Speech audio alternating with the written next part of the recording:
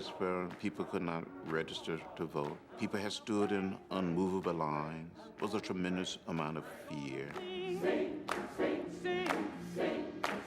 I remember so well when we arrived at the top of the bridge.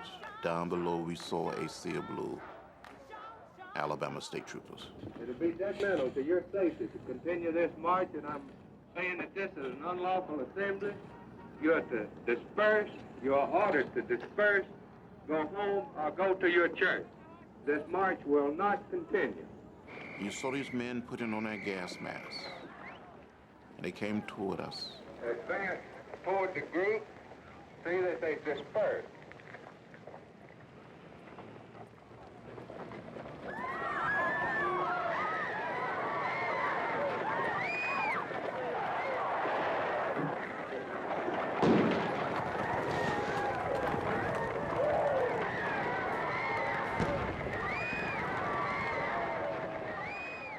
I was hit in the head by a state trooper with a nightstick.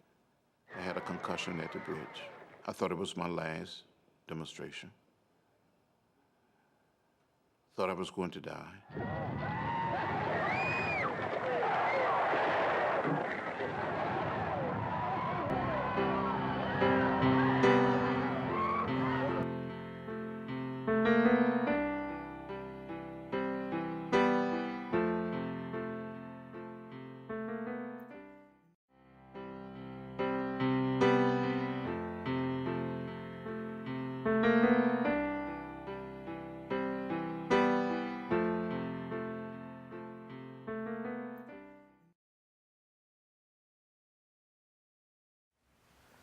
Hello, my young friends. You can be what you want to be. You can be an inventor. You can be a teacher, a scientist, a lawyer, a doctor. Stay in school, study, do your homework, obey your teachers, obey your parents, never hate, never bully anyone. Love your classmates, your friends, your teachers, your mothers, and your fathers, and never, ever give up. You can do it. Don't let anyone tell you you cannot do it, that you cannot succeed. I grew up very poor in rural Alabama. And I heard of Martin Luther King Jr. when I was a young child. And I met him. I met Rosa Parks. I got involved in the civil rights movement. And it changed my life. If someone had told me one day that I would meet President Kennedy, meet the Pope, meet Nelson Mandela, serve in the Congress while Barack Obama is President of the United States, I probably would have said, you're crazy, you're out of your mind, you don't know what you're talking about. So hang in there. Read, study, and learn everything that you can learn. Stay away from drugs. Stay away from violence. Make your school, make your teachers, make your parents proud of you. Thank you very much.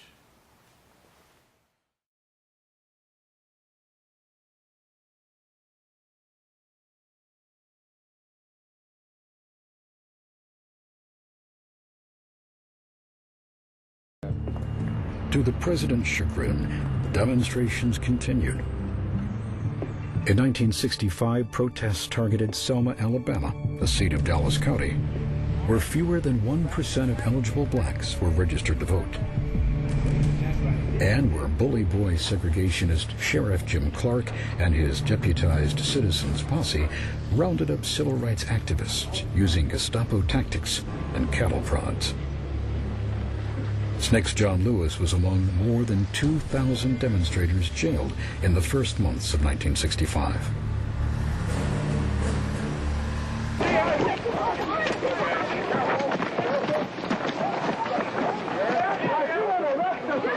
If we're wrong, why don't you arrest us? Why don't The Reverend C.T. Vivian, an organizer for the Southern Christian Leadership Conference, led the Selma campaign.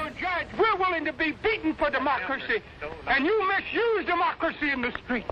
You beat people bloody in order that they will not have the privilege to vote. You beat me in the side and then hide your blows. Well, go on. No, I don't need to leave. We have come to register to vote.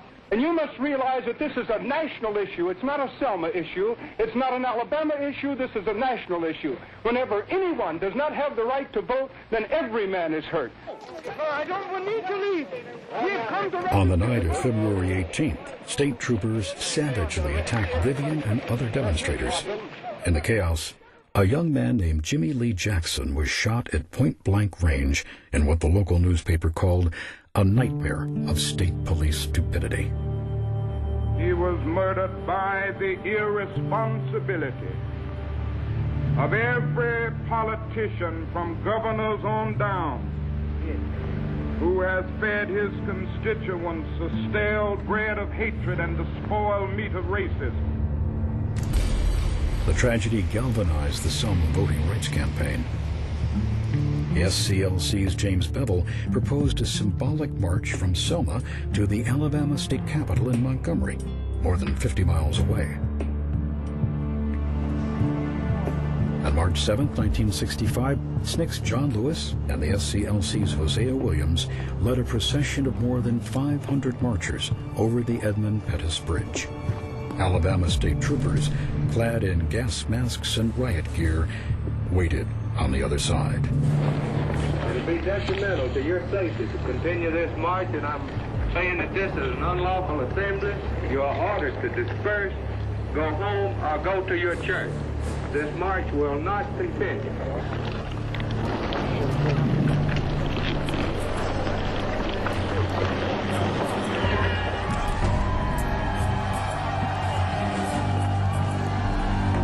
News cameras immortalized a hellish scene of police brutality and chaos. Images of Bloody Sunday shocked the nation.